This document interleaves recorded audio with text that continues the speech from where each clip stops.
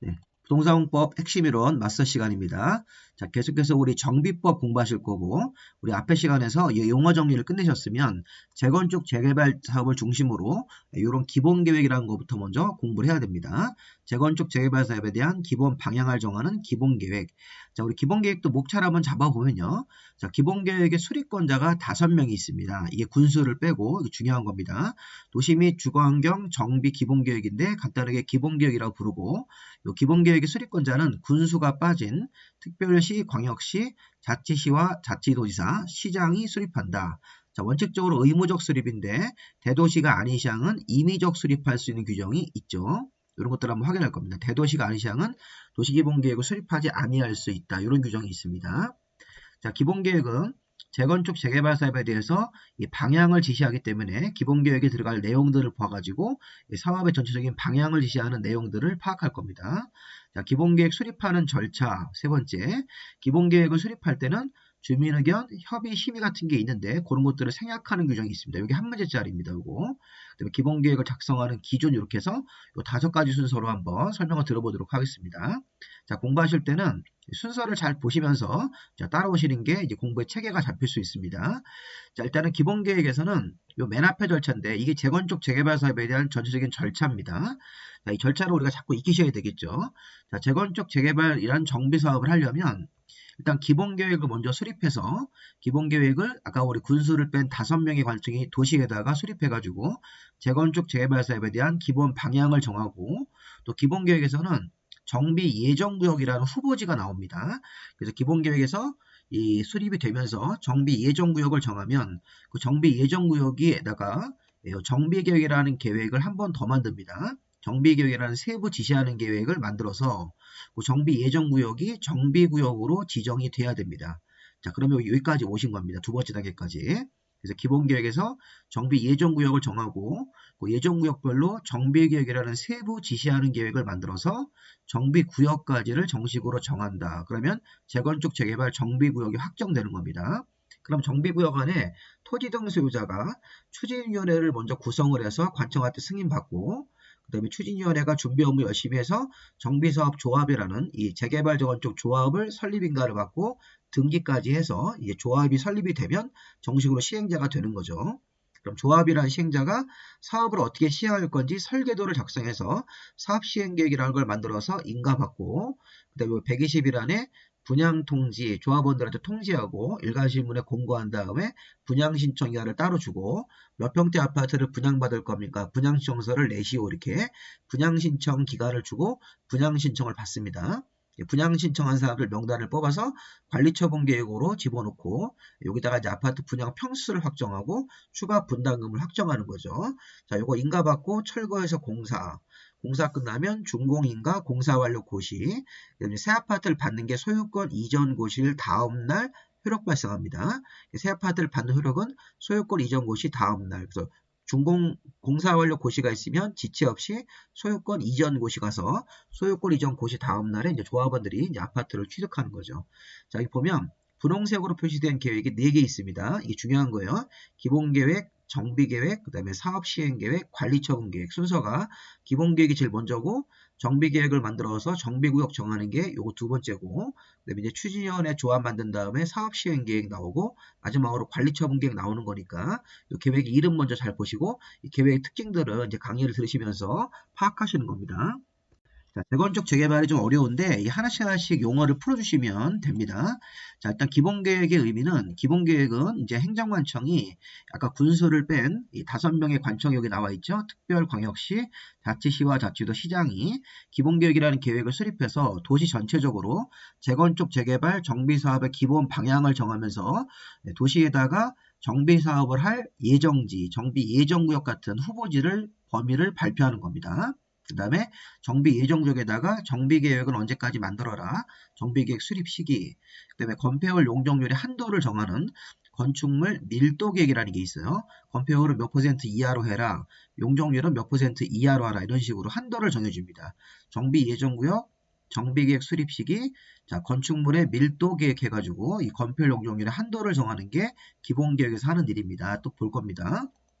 자, 우리 기본계획은 이렇게 서울시 전체적으로 낡은 지역을 우리 이제 서울시장 같은 분들이 확인해서 거기를 정비 예정구역으로 정하는 게 기본계획입니다.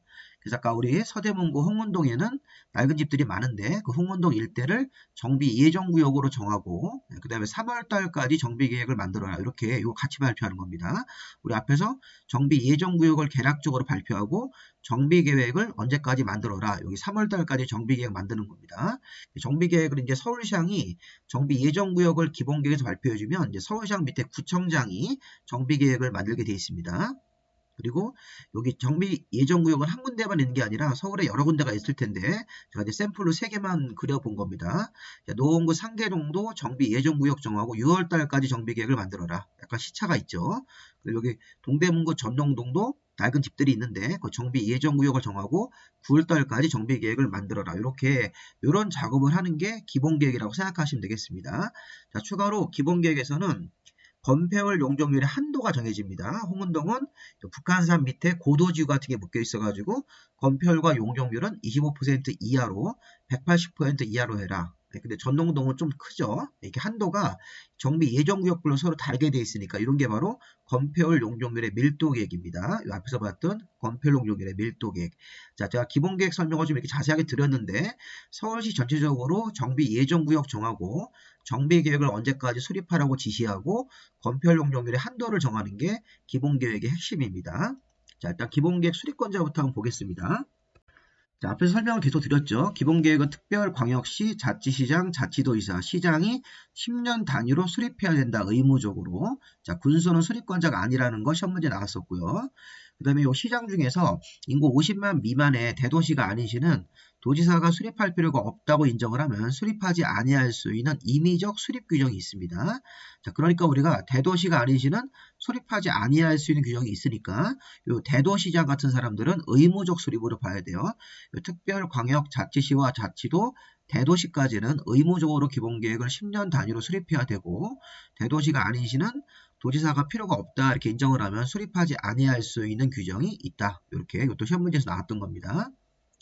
대도시의 시장이 수립하지 아니할 수 있다 그러면 틀립니다. 대도시가 아닌 시장이 도지사가 필요 없다고 인정을 하면 수립하지 아니할 수 있다. 대도시가 아닌 시장일 때.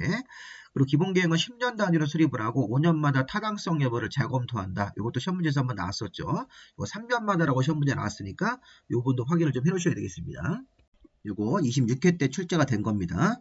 그래서 기본계획은 5명이 수립하고 10년 단위로 의무적으로 수립해야 되는데 대도시가 아닌 시는 수립하지 아니할 수 있다. 그 다음에 기본계획은 10년 단위로 수립을 해야 되고 5년마다 타당성 여부를 재검토 정비해야 된다. 이 수립권자가. 자, 두 번째 기본계획에 들어갈 내용들. 아까 제가 기본계획에는 여기 4번의 정비 예정구역의 개략적 범위. 아까 우리 홍은동, 상계동, 전농동 같은 정비 예정구역을 개략적으로 발표한다. 여러 군데 정비 예정구역이 이제 실제 있습니다. 그다음에 단계별 추진계획으로 정비 예정구역별로 정비계획의 수립 시기. 아까 우리 홍은동은 3월 달까지, 상계동은 6월 달까지 이렇게 3개월 차이로 정비계획을 수립하라고 수립 시기가 나옵니다. 자, 건폐율 용적률에 관한 밀도계획. 시험 문제. 자, 건폐율 용적률의 한도를 정하는 거죠. 25% 이하, 180% 이하 이런 식으로. 자, 세입자 주거 안정 대책. 그다음에 여기 에너지라든가 폐기물 처리에 관한 환경 계획. 그다음에 사회복지시설 설치 계획 같은 것들도 시험 문제 한번 나왔던 건데요. 자, 기본 계획에서는 사업의 기본 방향, 정비 사업의 계획 기간, 주거지 관리 계획 같은 것도 있고, 그다음에 여기 4번 정비 예정구역, 5번 정비계획 수립 시기, 6번에 건폐율 용적률의 밀도 계획을 정해서 이제 건폐율 용적률의 한도를 정하면서 지시하는 거죠. 자, 세입자에 대한 주거 안정 대책 이런 것들이 시험 문제 나왔었던 것들이니까 자, 다음 중 기본 계획 내용이 아닌 것은 이렇게 문제를 나오면 조금 어려운 문제입니다. 정비 예정구역, 정비계획 수립 시기, 건폐율 용적률에 관한 밀도계획, 세입자 주거안정대책, 환경계획, 사회복지시설, 주민문화시설 설치계획 같은 것들, 여기 주거지 관리계획 같은 것도 있는데 이런 것들은 참고로 한번 읽어보시기 바랍니다. 자, 그 다음에 요거 이제 하나 심화 내용이 있는데 이거 27회 때 기출문제인데 자, 기본계획 내용에 다음 사항이 포함되면 자, 요거 보세요. 생활권이란 단어가 포인트입니다. 생활권이란 단어가 나오면 자, 생활권의 설정, 생활권별 기반시설 설치계획, 생활권별 주거지 정비 방안 뭐 이런 거, 주거지 정비 관리 방안, 생활권이라는 단어가 들어가면 4번과 5번 내용을 기본계획에서 생략할 수 있습니다. 자, 이게 기출문제입니다. 자, 지금 생활권의 설정, 생활권별 주거지 정비 같은 것들이 포함이 되면 그러면 4번 내용이 뭐였습니까? 정비 예정구역하고 5번 내용에 정비 예정구역별 정비계획 수립 시기를 생략할 수 있다. 자, 시험 문제 27회 때 어떻게 나왔냐면 여기 생활권별, 생활권의 설정, 생활권별 주거지 정비 관리 방안이 포함되면 자, 여기 27회 때 4번하고 5번을 생각하지 않고 주거지 관리 계획을 생각할 수 있다. 이렇게 출제했습니다. 틀린 지문이지. 이거 완전 심한 내용입니다. 자, 4번과 5번 내용을 생각할 수 있다. 이 주거지 관리 계획 같은 게 아니라 4번과 5번 내용을 생각할 수 있어요. 그래서 기본 계획 내용에 추가로 생활권의 설정, 생활권별 기반시설 계획, 생활권별 주거지 정비 관리 방안 이런 게 들어가면 이 4번과 5번 내용을 생략할 수 있다. 이렇게 해서 이거 하나 좀 추가적으로 좀 알아두십시오. 기출이 된 거니까 또 한 번 나올 수 있습니다. 이런 것들을 우리 학원 수업할 때는 좀 자세하게 보기가 어려운데 이렇게 우리가 유튜브로 볼 때는 이런 세부적인 사항들을 좀 보시는 게 실력을 키울 수 있습니다. 자, 그 다음에 기본계획 수립 절차. 기본계획을 수립하거나 변경할 때는 뭐 특별한 건 없어요. 주민의견 14일 이상 공람을 해서 주민의견을 듣고 뭐 타당하다고 인정을 하면 반영을 해야 됩니다. 주민의견 들은 다음에 지방의회에다가 서류를 보내서 지방의 의견도 듣죠. 지방의회는 바쁘더라도 60일 안에 통보해야 됩니다. 그 다음에 주민과 지방의 의견 들었으면 자, 우리 협의, 관계 행정기관회장과 협의하고 지방도시계획의 심의를 거치고 나서 최종적으로 수립이 되면 요거 발표하고 공보에다 발표하고 국토부 장관한테 보고합니다. 자, 근데 우리가 여기서 밑에 대도시가 아닌 시장은 요 승인이 추가되는 거예요. 자, 기본계획을 만들 때 여기 특별광역자치시와 자치도 대도시까지는 아까 우리 의무적 수립이죠. 자, 이렇게 의무적으로 수립하는 사람은 여기 승인이 없어요. 근데 이게 대도시가 아닌 시장은 아까 임의적으로 수립을 하면서 수립을 한다면 주민의견, 지방의견 동일하고 협의심의까지 동일한데 여기서 도지사한테 승인까지 받고 계획이 확정되면 고시하고 국토부에게 보고하는 겁니다. 자, 그래서 우리가 시험 문제에서 포인트가 두 개예요. 여기서는 주민의견 듣는 기간이 30일이 아니라 14일이다. 요거하고 그 다음에 대도시가 아닌 시장이 수립을 만약에 한다면 중간에 도지사한테 승인까지 받아야 된다. 요거를 잘 포인트로 잡으시기 바랍니다. 다시 한번 확인해 보시면 14일 이상 공람을 해서 주민의견을 듣고 이 주민들은 이 공람기간 동안 의견을 낼 수 있습니다. 자, 지방의회 의견 청취. 지방의회는 60일간 의견을 제시하라. 의견 제시 없이 60일이 지났을 때는 이의가 없는 것으로 본다. 이거 기출문제에서 나왔던 것들이고요. 자, 의견 청취가 끝나면 관계 행정기관회장과 협의하고 지방도시계획의 심의를 거쳐야 된다. 자, 그 다음에 여기 대도시가 아닌 시장일 때만 도지사한테 승인받는 게 추가되는 겁니다. 요거. 그리고 수립권자가 기본계획을 수립 변경했을 때는 공보에다 고시하고 최종적으로 국토부 장관한테 보고해야 된다. 아까도 봤지만 주민의견은 14일 이상 공람이다. 30일이 아니고 그 다음에 지방의회는 60일 안에 의견을 내야 된다. 이런 거 좀 보시고 대도시가 아닌 시장일 때만 수립하는 과정에서 또는 변경 수립하는 과정에서 도지사한테 승인이 필요하고 대도시 같은 관청은 승인이 필요 없습니다. 이거 시험 문제에서 두 번 나왔던 개념입니다. 그다음에 기본계획을 이렇게 수립 변경을 하면 고시하고 이거 문장 그대로 맞는지 모두 나왔고 최종적으로 국토부 장관한테 보고해야 됩니다. 자, 네 번째 파트는 기본계획을 수립하는 과정에서 아까 주민의견, 지방의 의견, 협의심의, 그 다음에 승인 규정을 생략하는 규정들이 여기 쭉 나와 있습니다. 자, 이건 이제 심화입니다. 자, 이 부분은 뭐냐면 이게 주민들한테 불리하지 않고 유리한 거 할 때는 주민들의 의견 같은 거 생략할 수 있고 협의심의 승인 같은 거 생략할 수 있다는 건데요. 자, 일단 여기서 보실 건 뭐냐면 자, 이렇게 한번 파악해 보죠. 자, 정비사업 계획 기간이 단축되면 기간이 짧아지면 주민들한테 유리한 거다. 이런 거 변경할 때는 주민의견 같은 거 이런 거 생략할 수 있다는 거예요. 그다음에 정비 기반시설, 요거 정비 기반시설이죠. 자, 정비 기반시설이 규모가 확대되면 주민들한테 유리한 겁니다. 그래서 주민의견 같은 거 안 듣고도 할 수 있다는 겁니다. 자, 지금 보시면 계획기간이 단축되는 거, 정비 기반시설 규모가 확대될 때는 이게 주민들한테 유리한 거기 때문에 이런 의견 청취라든가 협의심의 승인 같은 거 생략하고 처리할 수 있다는 겁니다. 변경 수립하는 과정에서. 아까 여기서 원래 주민의견 들어야 되고 협의심의 같은 거 해야 되는데 승인도 연락 받을 사람들은 받아야 되는데 이런 거를 변경 수립할 때 생략할 수 있다는 겁니다. 자, 그러면 1번 계획기간의 단축, 4번 정비기반시설 규모 확대. 자, 근데 문제는 정비기반시설 규모가 축소될 때는 10% 미만까지만 경미한 경우로 보고 생략할 수 있다. 자, 기반시설 규모가 확대될 때는 비율이 없는데, 예, 정비 기반시설 규모가 축소될 때는 10% 미만입니다. 요거 미만짜리가 10% 미만으로 기반시설 규모가 축소될 때, 자, 그런데 2번하고 7번은 20%예요. 요걸 이제 세 개를 잘 보셔야 됩니다. 10% 미만 기반시설 규모 확대, 요거는 비율이 없는데, 축소할 때는 10% 미만이죠. 그리고 정비 예정 구역이 20% 미만으로 면적 자체가 이제 줄어드는 거죠. 자, 요거는 변경으로 해석해야지 맞겠네요. 자, 아까 좀 전에 정비 기반설의 면적이 10% 미만에서 축소될 때가 생략사유인데 정비 예정 구역은 20%, 건폐 용적률은 20%예요. 자, 요거를 20%로 바꿔서 문제 낼 가능성이 많습니다. 기출문제 2번 냈는데, 자, 기반시설 규모 확대할 때는 비율이 없고, 기반시설 규모가 축소될 때는 10% 미만까지만 경미한 변경으로 보고 생각할 수 있다. 정비 예정 구역은 20%네, 건폐 용적률은 20%네. 이렇게 기억하시면 좋겠습니다. 그래서 계획기간의 단축, 주민들한테 유리한 거, 정비기반시설 규모 확대되는 것도 주민들한테 유리하기 때문에 그냥 이거는 경미한 변경으로 보고 생각할 수 있습니다.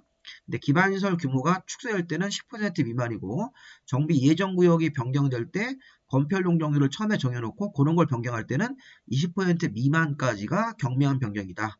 그 밖에 뭐 사회복지시설 설치계획, 단계별 추진계획 같은 거 변경은 참고로 읽어보시고 1번, 여기 4번을 먼저 읽으시고 여기 10%, 20%, 20% 이렇게 딱 5가지만 한번 해보시고 기출문제를 풀어보시면 풀리실 겁니다. 마지막으로 기본계획 작성 기준은 국토교통부 장관이 정한다. 기준자 붙은 것들은 국토부 장관이 정하는 거니까요. 자, 목차 보시면 기본계획의 수립권자는 군수를 뺀 5명이 수립하는 거죠. 아까 기본계획에 포함될 내용, 정비예정구역, 정비계획의 수립 시기, 건폐용적률의 한도를 정하는 건폐용적률 밀도계획, 세입자 주거 안정대책 같은 것들. 자, 기본계획 수립 변경하는 절차에서는 주민의견 청취가 14일 이상 공람이고 대도시가 아닌 시장은 도지사한테 승인까지 받는다. 대도시는 승인 안 받고 이런 거. 아까 생략구정 좀 전에 보셨죠? 기본계획 작성 기준은 국토교통부 장관이 정한다. 이렇게 해서 내용 정리하시면 되겠습니다. 자, 기본계획이 이제 끝났고 우리 다음 강의에서는 이제 정비계획을 만들어서 정비구역 지정으로 가겠습니다. 자, 강의가 도움이 되셨으면 좋겠고요. 구독과 좋아요 부탁드리겠습니다. 자, 교재 구입은 제가 설명란에 안내를 해드리겠습니다. 이런 식으로 스프링 처리해가지고 나왔으니까 우리 기본서도 뭐 어렵습니다. 이렇게 요약집으로 보시는 게 좋을 것 같습니다. 자, 여기까지 강의 마무리하겠습니다.